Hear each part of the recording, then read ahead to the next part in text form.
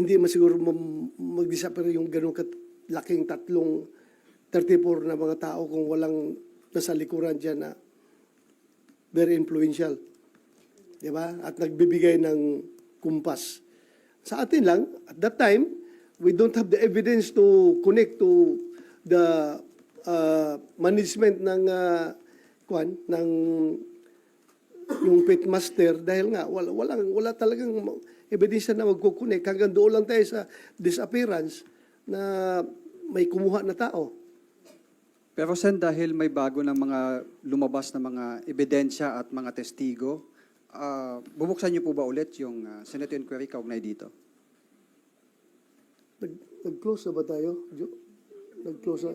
May We committee have report. already closed our committee investigation and we have already submitted our committee report and it was adopted by the Senate. So yung aming committee report was adopted by the Senate. So